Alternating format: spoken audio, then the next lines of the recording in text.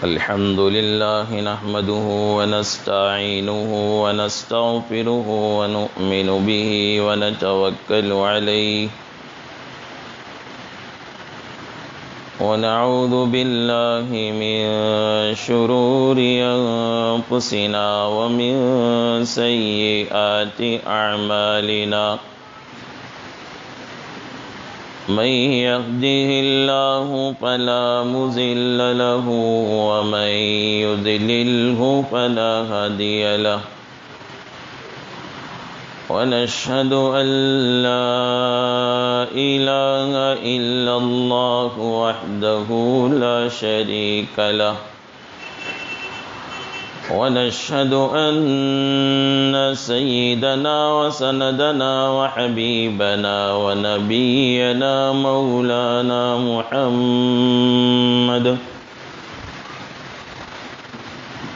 مولانا محمدا عبده ورسوله أرسله بالحق بشيرا ونذيرا وداعيا إلى الله بإذنه وسراجا منيرا وصلى الله على النبي وآله وأصحابه وبارك وسلم تسليما كثيرا كثيرا أما بعد فقد قال الله تبارك وتعالى في القرآن المجيد والفرقان الحميد أعوذ بالله من الشيطان الرجيم بسم الله الرحمن الرحيم وَإِن يَمْسَسْكَ اللَّهُ بِضُرٍّ فَلَا كَاشِفَ لَهُ إِلَّا هُوَ وَإِن يُرِدْكَ بِخَيْرٍ فَلَا رَادَّ لِفَضْلِهِ وقال النبي صلى الله عليه وسلم لا عدوى ولا طيرة ولا هامة ولا سفر أو كما قال عليه الصلاة والسلام آمنت بالله صدق الله مولانا العظيم وصدق رسوله النبي الكريم ونحن على ذلك من الشاهدين والشاكرين والحمد لله رب العالمين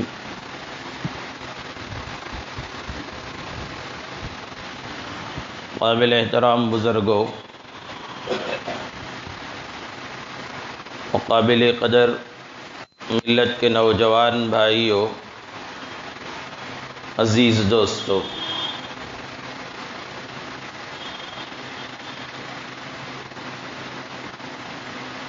اسلام کی بنیادی باتوں میں سے یہ ہے کہ بندہ یہ عقیدہ رکھیں کہ اللہ ہی نفع کا اور نقصان کا مالک ہے، جسے چاہے نفع پہنچاتے ہیں، جسے چاہے اس کی بدعملیوں کی وجہ سے نقصان پہنچاتے ہیں۔ پہلے دن ہی یہ سمجھا دیا گیا آمنت باللہ وملائکتہ وکتبہ ورسلہ والیوم الآخر والقدر خیرہ وشرہ من اللہ تعالی والبعث بعد الموت۔ اس میں سمجھا دیا گیا ہر خیر اللہ ہی کے طرف سے ہے اور ہر شر بھی اللہ ہی کے طرف سے ہے، اس پر ایمان رکھنا لازم اور ضروری ہے۔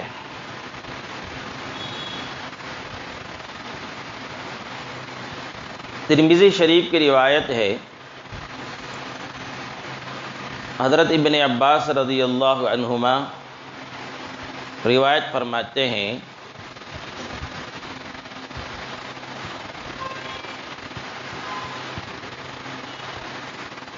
کنت خلف رسول اللہ صلی اللہ علیہ وسلم یومن، ایک دن میں رسول اللہ صلی اللہ علیہ وسلم کے ساتھ سواری میں پیچھے بیٹھا تھا۔ قال رسول اللہ صلی اللہ علیہ وسلم یا غلام انی اعلمک بکلمات، اے بچے، اے لڑکے، غلام عربی میں 10 سال 11 سال کے بچے کو جو ابھی بالغ نہیں ہوا ہو لیکن سمجھدار ہو گیا ہو، سمجھتا ہو باتوں کو، ایسے لڑکے کو عربی میں غلام کہا جاتا ہے۔ تو آپ نے حضرت عبداللہ بن عباس جو پیچھے بیٹھے تھے سواری میں، دیکھا کہ میرے پیچھے بیٹھا ہے، اسے کچھ سکھانا چاہیے۔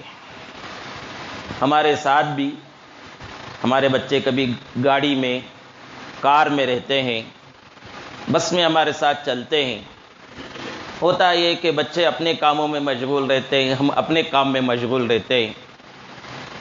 بعض بچوں کے ہاتھ میں موبائل ہوتا ہے، وہ کارٹون دیکھتا رہتا ہے، گیم کھیلتا رہتا ہے، یا کچھ سنتا ہے، کچھ دیکھتا ہے، وقت ویسے ہی ضائع کر دیتا ہے وہ۔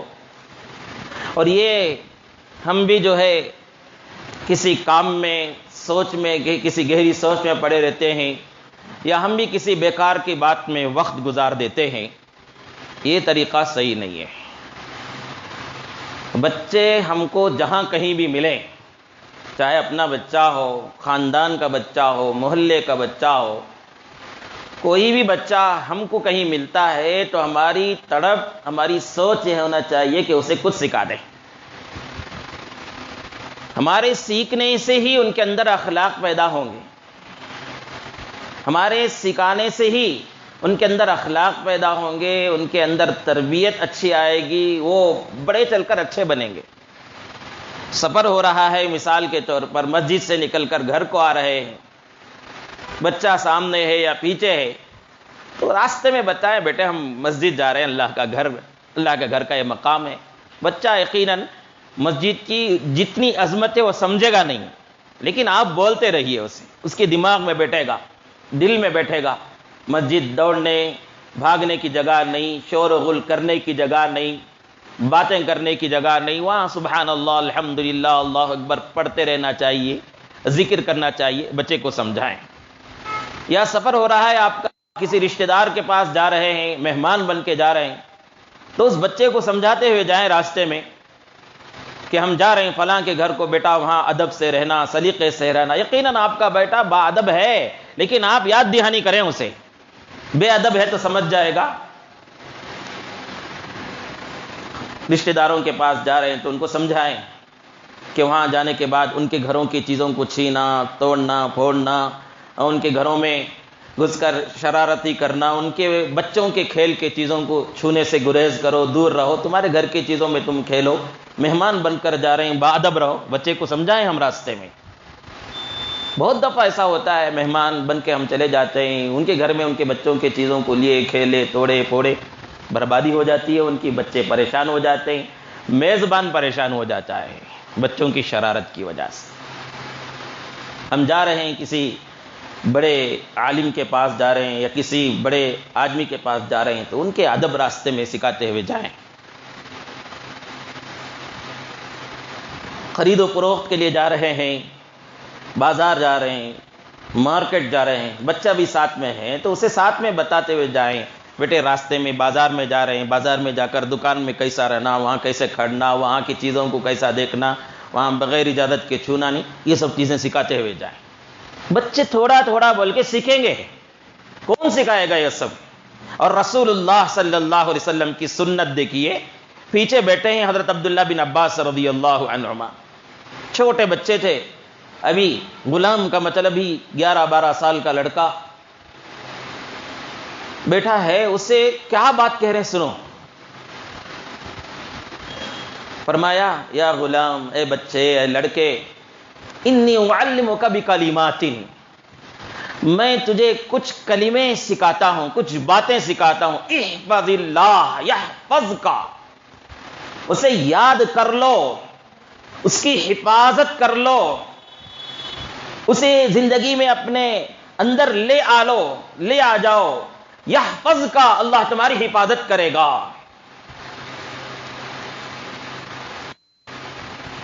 احفظ اللہ تجد تجاہک، یہ جو باتیں میں آگے بتانے والا ہوں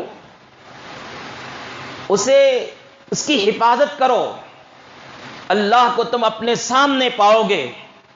کیا مطلب ہے؟ آگے جانے سے پہلے احفظ اللہ یحفظک، احفظ اللہ تجد تجاہک کا کیا مطلب ہے؟ علماء محدثین اس کی کیا تشریح فرماتے ہیں، سن لیں. تو ان باتوں کی حفاظت کر، یعنی اپنی زندگی میں اللہ کے حکموں کو بجا لا، جو کرنے کا حکم دیا اسے کرو، جن سے رکنے کا حکم دیا اسے رکو. اپنی زندگی کو اللہ کے حکموں کے مطابق بنا لو. یحفظک، اللہ تیری حفاظت کرے گا. محدثین شرح فرماتے ہیں تیرے بچوں کی حفاظت کرے گا، تیرے اہل و عیال کی حفاظت کرے گا، تیرے مال کی حفاظت کرے گا، تیری دین کی حفاظت کرے گا، تیری دنیا کی حفاظت کرے گا، مرتے وقت، موت کے وقت میں تیری گھڑی کی حفاظت کرے گا. تجھے دنیا میں ضائع ہونے سے، آخرت میں ضائع ہونے سے تیری اللہ حفاظت فرمائیں گے.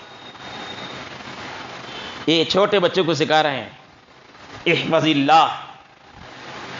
تو اللہ کے حقوق کو بجا لا، اللہ تیری حفاظت فرمائیں گے. لہ معقبات من بین یدیہ ومن خلفہ یحفظونہ من امر اللہ، دائیں سے، بائیں سے، سامنے سے، پیچھے سے، اوپر سے، نیچے سے اللہ تعالیٰ اپنے بندوں کی حفاظت کے لیے فرشتوں کو مقرر کیا ہے. وہ حفاظت فرمائیں گے جان کے نقصان سے، مال کے نقصان سے، حوادثات سے. اور اللہ کے حقوق کو ہم ادا کریں گے تو اللہ تعالیٰ نیک ہدایت دے کر ہماری روح کی حفاظت کریں گے. تجدہ تجاہک، زندگی میں تو اللہ تعالیٰ کو ہر مصیبت کے وقت میں، ہر پریشانی کے وقت میں، ہر حادثے کے وقت میں سامنے پائے گا، یعنی اس کی مدد و نصرت سامنے پائے گا.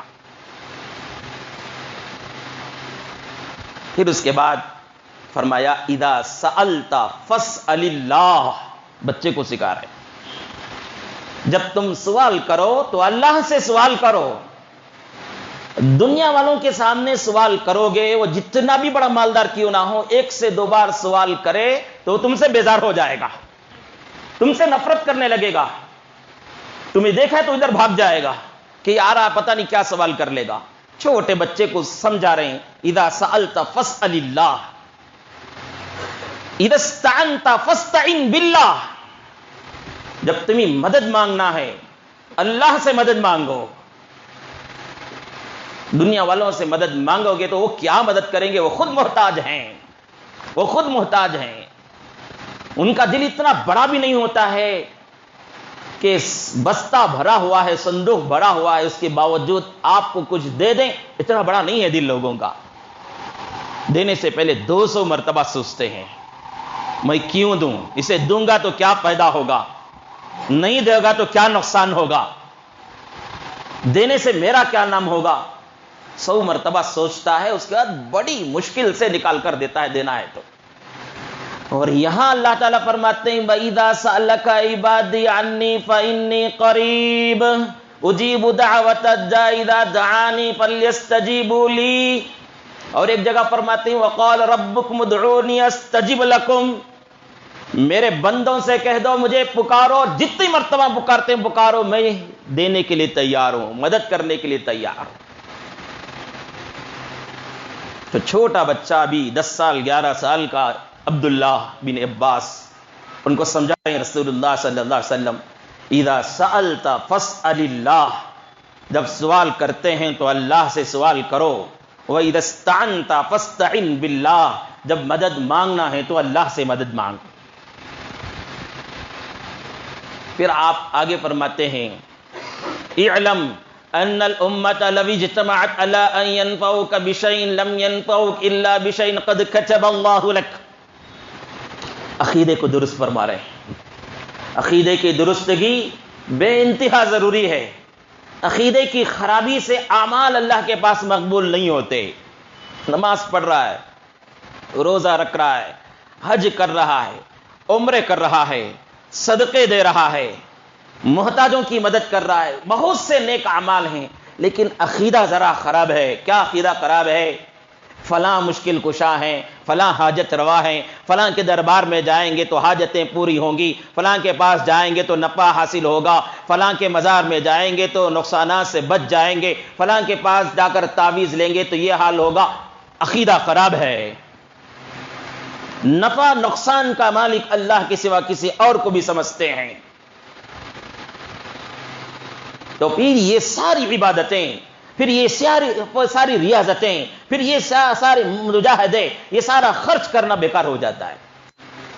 اس لیے وہ چھوٹا بچہ جو ابھی 11 سال کا ہے, 12 سال کا ہے, رسول اللہ صلی اللہ علیہ وسلم سفر میں سوچ رہے ہیں کہ وقت بیکار کیوں کروں, بچے کو سکھا دوں. پتہ نہیں بچہ بعد میں چل کر اس سے اللہ تعالیٰ کیا کیا کام لے لیں گے. ہم کسی کو معمولی نہیں سمجھیں. بہت سے بچے ہوتے ہیں 11 سال کے 12 سال کے بچے ہماری باتوں کو سنتے ہیں اور اپنی دماغ میں بٹھا لیتے ہیں. بعد میں چل کر وہ ہزاروں سینکڑوں لوگوں کے مجمع میں بیان کرتے ہیں اور ان کو عقیدہ سمجھاتے ہیں, ان کو اخلاق سمجھاتے ہیں, ان کو معاملات سمجھاتے ہیں, معاشرت سمجھاتے ہیں, اور زندگی ایسے گزارتے ہیں کہ لوگ ان کو دیکھ کر اپنی زندگیوں کو بدل لیتے ہیں. تو وہ سارا ثواب ہم سکھانے والوں کو آئے گا.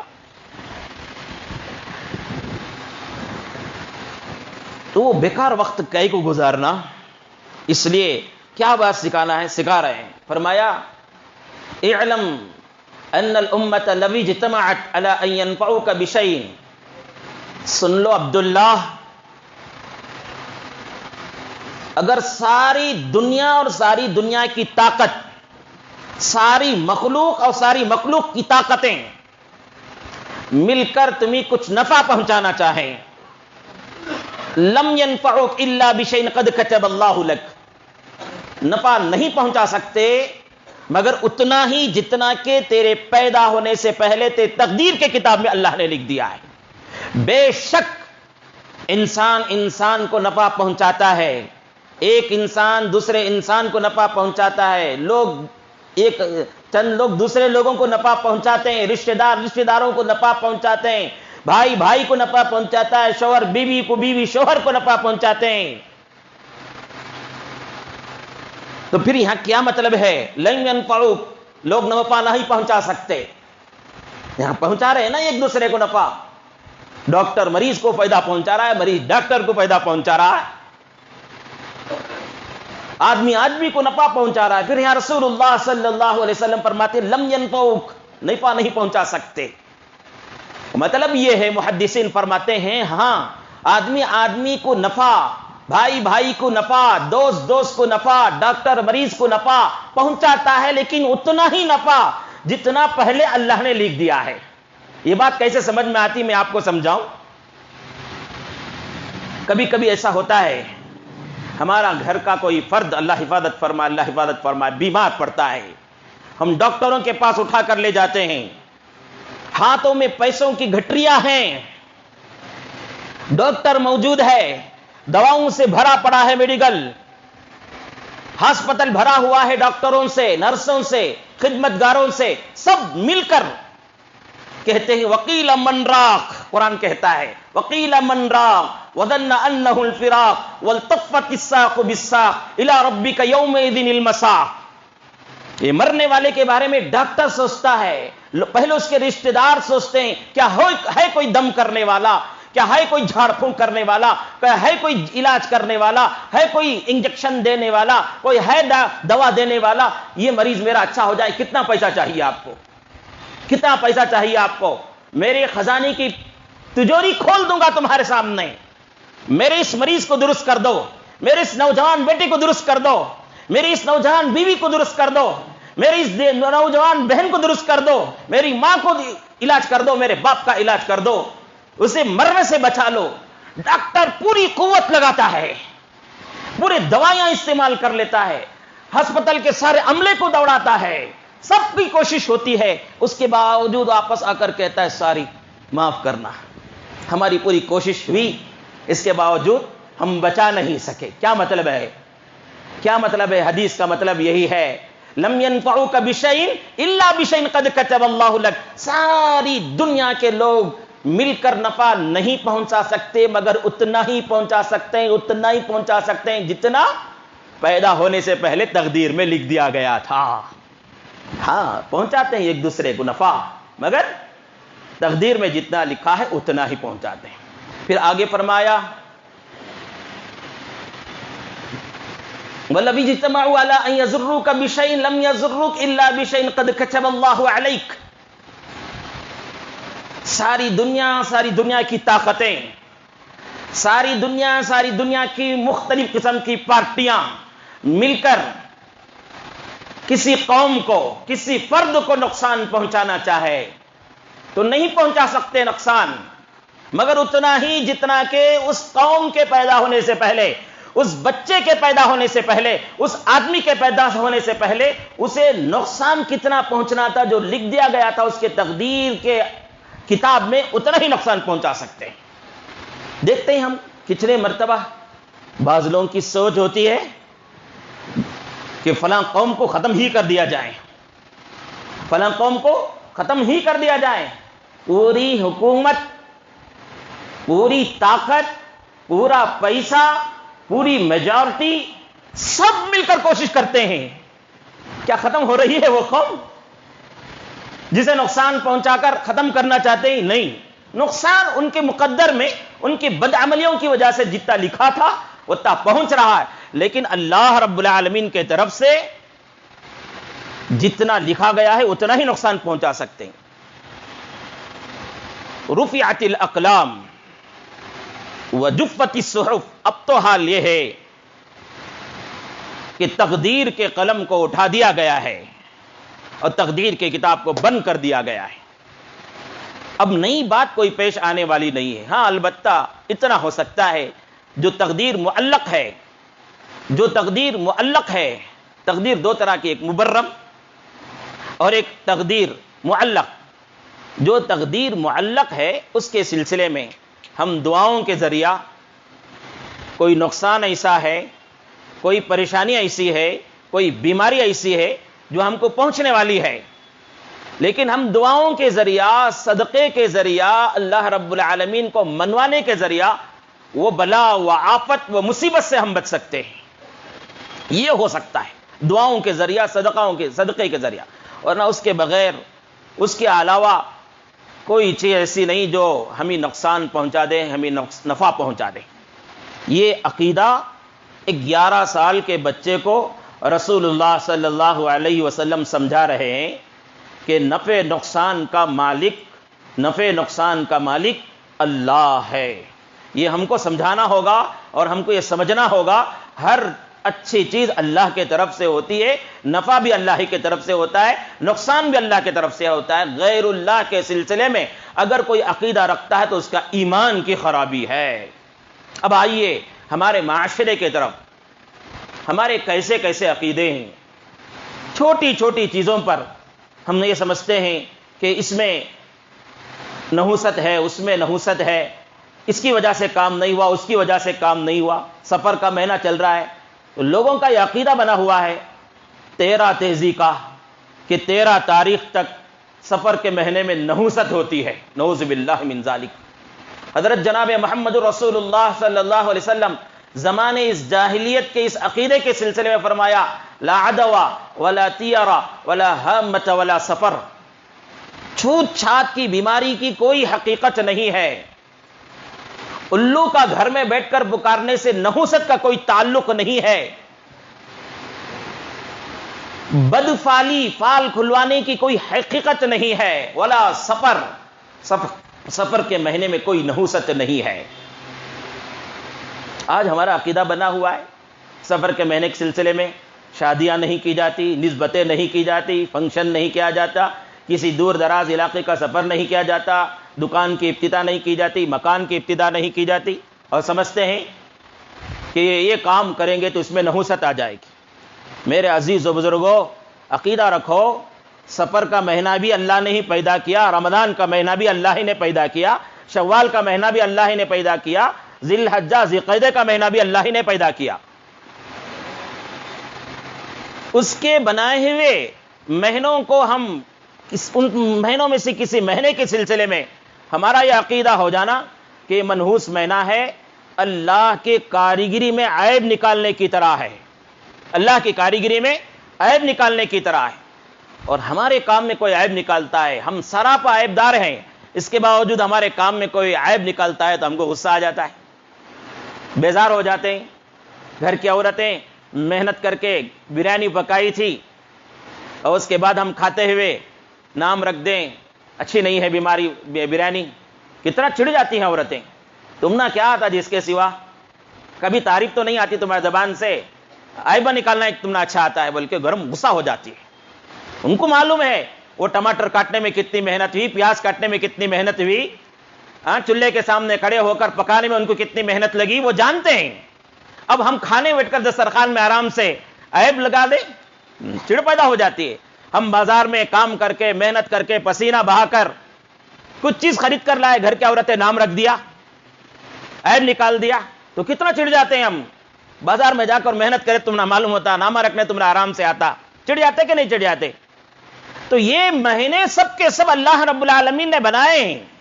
ہاں یہ الگ بات ہے، رمضان کے مہینے میں روزے فرض ہیں، کچھ احکام فرض ہیں، ذی الحجہ میں حج فرض ہے، محرم کے مہینے میں کچھ روزے رکھنا سنت ہے، شعبان کے مہینے میں کچھ روزے رکھنا سنت ہے۔ سفر میں ایسا کچھ نہیں ہے، روزے رکھنا بھی نہیں ہے، کوئی نیا حکم بھی نہیں ہے، جو پہلے سے چلتا آ رہا اتنا ہی ہے۔ لیکن اس کی وجہ سے ہم اس کے بارے میں عقیدہ یہ رکھ لینا یہ منحوس مہینہ ہے، ہمارے ایمان کی خرابی ہے، ہمارے ایمان کی خرابی ہے، اور اللہ رب العالمین کے بنائے ہوئے چیزوں کو عیبدار بنانا ہے۔ اگر آج تک اس طرح کا عقیدہ تھا سفر کے مہینے کے سلسلے میں، سفر کا مہینہ منحوس ہے، تو توبہ کیجئے اس سے۔ ہاں نحوست اس دن ہو سکتی ہے جس دن ہم فجر کی نماز نہیں پڑھے، نحوست اس دکان میں ہو سکتی ہے جس کے دکان کا مالک اور جس دکان کے نوکر نماز پڑھے بغیر دکان میں بیٹھ کر کام کرتے رہتے ہیں، اس دکان میں نحوست ہو سکتی ہے، اس محلے میں نحوست ہو سکتی ہے، اس بستی میں نحوست ہو سکتے ہیں، جن کے مرد عورتیں اذان کے کلمات سننے کے باوجود، حی علی الصلاح حی علی الفلاح کی آواز سننے کے باوجود مسجدوں کی طرف آنے کے بجائے، مصلی بچھا کر نماز پڑھنے کے بجائے اپنے اپنے کاموں میں مصروف ہیں، گپ شپ میں مصروف ہیں، تو اس سارے محلے میں نحوست حاصل ہو سکتی ہے۔ جن چیزوں میں نحوست ہے اسے نحوست سمجھنے کے لیے تیار نہیں، اور جن کو اللہ تعالیٰ نے نحوست سے پاک اور نبی صلی اللہ علیہ وسلم نے سفر المظفر کامیابی کا مہینہ کہا، اسے منحوس سمجھنے لگے۔ ہمارا عقیدہ ہے، ہم کو یہ سکھایا گیا ہے، کوئی دن، کوئی ہفتہ، کوئی مہینہ، کوئی سال، کوئی جگہ، کوئی مکان، کوئی دکان منحوس نہیں ہوتا ہے۔ آدمی اپنی بدعملیوں کی وجہ سے اسے منحوس بنا لیتا ہے، اسے بے برکتی بنا لیتا ہے۔ حضرت عیسیٰ علیہ السلام ایک بستی سے گزرے، وہ بستی کے درخت ہرے بھرے تھے، خوب پھل آور تھے، اور بڑے خوشنما زمین تھی، بڑے خوشنما باغات تھے، اور وہاں کے لوگ اچھی مہمان نوازی بھی کی، ان کی مہمان نوازی سے بہت متاثر ہوئے۔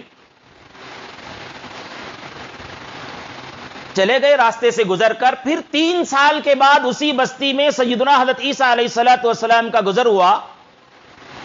دیکھ رہے ہیں درخت سوکھے پڑے ہوئے ہیں، وہاں کی نہروں میں پانی ختم ہو گیا ہے، وہاں کی خوشنمائی ختم ہو گئی ہے، پتے زرد پڑ گئے ہیں، درخت بغیر پھلوں کے جھکے ہوئے ہیں۔ حیرت پڑ گئے، اتنے چھوٹے عرصے میں، 3 سال کے عرصے میں اتنی بڑی تبدیلی۔ یہ حیرت میں تھے، آسمان سے حضرت جبرائیل علیہ السلام تشریف لائے اور عیسیٰ سے کہا عیسیٰ حیرت کرتے ہو، اس میں حیرت کی بات کیا ہے؟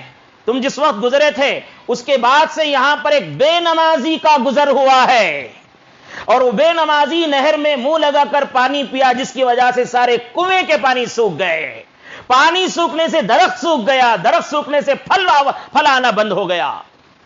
ایک بے نمازی کا گزرنے سے اس کی نحوست کی وجہ سے ساری بستی قحط سالی میں مبتلا ہو جاتی ہے، تو اب ہمارا گھر گھر بے نمازیوں کا، پورے محلے پوری بستی بے نمازیوں کی، تو پھر کیسے نحوست نازل نہیں ہوگی؟ آج دشمن ہمارے پر قلم چلا رہے ہیں، آج دشمن ہمارے خلاف قانون بنا رہے ہیں، اگر دشمن ہمارے خلاف سازشیں کر رہے ہیں، اگر دشمن ہمارے نوجوانوں کو نوکریوں سے محروم کر رہے ہیں، اگر دشمن ہماری نوجوان بچیوں کے پردے کو کھینچ رہے ہیں، ہمیں تعلیم سے، ہمیں ترقی سے دور کرنا چاہتے ہیں، یہ سب دشمن جو آج ہمارے کھڑے ہوئے ہیں، یہ ہماری بے نمازی ہونے کی نحوست ہے۔ گھر کی عورتیں بے نمازی، گھر کے مرد بے نمازی، گھر کے بڑے بے نمازی، گھر کے چھوٹے بے نمازی، تو اللہ تعالیٰ کی رحمتیں کیسے نازل ہو جائیں گی؟ 100% نمازی بن جاؤ، 100% نمازی بن جاؤ، پھر دیکھو اللہ رب العالمین کی طرف سے کیسے مدد نازل ہوتی ہے۔ انفرادی طور پر تمہارے گھر میں اگر بے برکتی ہے، تمہارا کاروبار نہیں چل رہا ہے، تمہاری دکانداری نہیں ہو رہی ہے، تمہیں ملازمت سے محرومی ہے، گھر میں رزق کی تنگی ہے، تو سب سے پہلا کام جو کرنا ہے وہ اللہ رب العالمین کو منانے کے لیے اپنی زندگی میں جو نماز چھوٹ گئی ہے اس نماز کو زندگی میں لاؤ۔ اس نماز کی برکت سے اللہ تعالی گھر میں خیر و برکت نازل کریں گے۔ بے نمازیوں کی نحوست سے ساری مسلمانیت تباہ ہو رہی ہے۔ تو بہرحال نحوست ہے تو ان چیزوں میں ہے، نحوست گناہ میں ہے، نحوست فسق و فجور میں ہے، نحوست زناکاری میں ہے، نحوست گانے بجانے سننے میں ہے، نحوست رات کے دیر تک بیٹھ کر واٹس ایپ، یوٹیوب اور فیس بک دیکھنے میں ہے۔ سفر کے مہینے میں نہیں ہے، سفر تو مظفر کامیابی والا مہینہ ہے۔ تو رسول اللہ صلی اللہ علیہ وسلم حضرت عبداللہ بن عباس جو ابھی 6، 11، 12 سال کے بچے ہیں، ان کو سمجھاتے ہیں نفع کا مالک، نقصان کا مالک اللہ رب العالمین ہے۔ یہ عقیدہ بناؤ۔ یہ عقیدے میں اگر کمزوری ہے، اس عقیدے میں اگر کمزوری ہے تو پھر ایمان ہمارا ناقص اور برباد ہے۔ ہمارا چھوٹے چھوٹے باتوں میں ہم ایمان کو ہم خراب کر لیتے ہیں۔ کتنا ہم سمجھتے ہیں کہ الو میں نحوست ہے، بلی راستے سے گزر گئی تو نحوست ہے، گھر میں آ کر کوا بیٹھ گئے تو نحوست ہے۔ کتنے لوگوں کا حال یہ سمجھتے ہیں کہ گھر سے نکلے تھے، راستے سے بلی گزر گئی، اب سمجھتے ہیں کہ کام نہیں ہوگا، بلی راستے سے گزر گئی، نحوست۔ گھر سے نکلنے سے پہلے یہ سوچو آج میں فجر کی نماز پڑھا ہوں کہ نہیں پڑھا ہوں۔ فجر کی نماز پڑھے بغیر نکل رہے ہیں تو یقیناً نحوست سارے جسم میں لپیٹ لے گی۔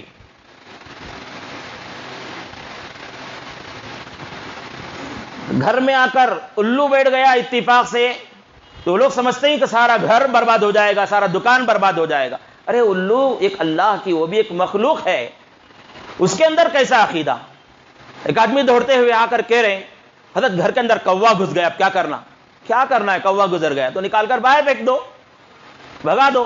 اب عقیدہ ہے کہ کوا آ کر گھر میں گھس گیا، پورے گھر کو دھو، گھر میں نحوست لپیٹ لی۔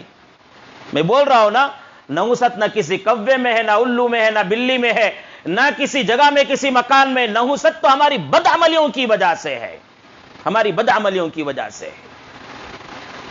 اللہ تعالیٰ قرآن میں فرماتے ہیں وَإِن يَمْسَسْكَ اللَّهُ بِضُرٍّ فَلَا كَاشِفَ لَهُ إِلَّا هُوَ وَيُرِدْكَ بِخَيْرٍ فَلَا رَادَّ لِفَضْلِهِ۔ ہماری بدعملیوں کی وجہ سے ہو سکتی۔ ہاں، ہم صبح میں اٹھیں، ہمارا کامیاب دن ہے وہ جس دن ہم صبح میں اٹھے، فجر کی نماز پڑھے، اور فجر کی نماز کے بعد کچھ دیر تک بیٹھ کر قرآن شریف پڑھنے اور ذکر کرنے کی توفیق ہوتی ہے تو اور بھی بڑی کامیابی ہے۔ اور اس کے بعد 2 4 رکعت اشراق کی نماز پڑھنے کی توفیق ہوتی ہے تو اور بھی کامیابی کی بات ہے۔ کر رہے ہیں کیا یہ کوئی لوگ آ کر کہتے ہیں برکت کی دعا کرو، نحوستیں لگی ہوئی ہیں، پریشانیاں ہیں، بے روزگاری ہے، دعا کرو۔ دعا کہاں قبول ہوں گی بے نمازیوں کے حق میں؟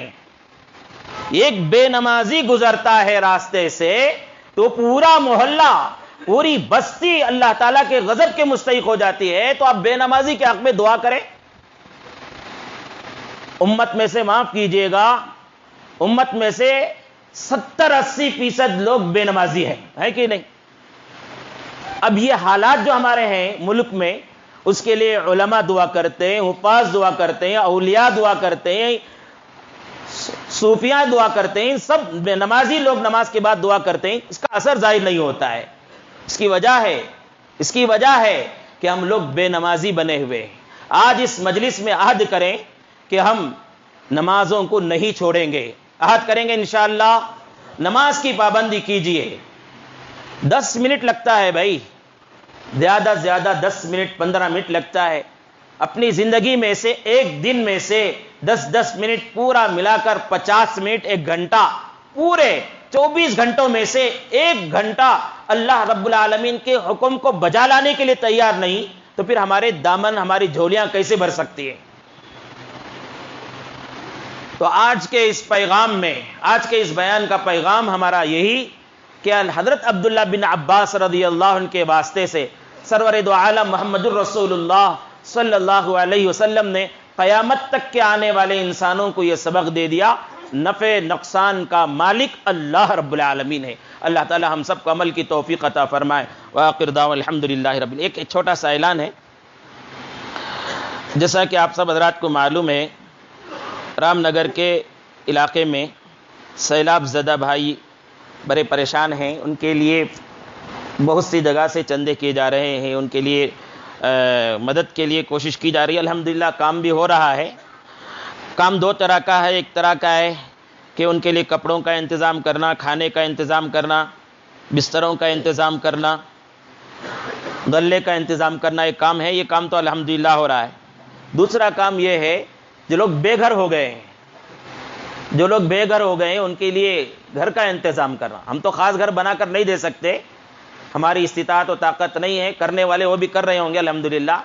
ایک تجویز یہ بنی ہے جمعیت العلماء کی طرف سے کہ جو لوگ کرائے کے گھروں میں رہتے تھے ان کے لیے 25-25 ہزار روپے ایڈوانس کے طور پر کسی مالک مکان کو دے کر اور ایک 3-4 مہینے کا کرایہ ان کو دینے کا نظام بنایا ہے۔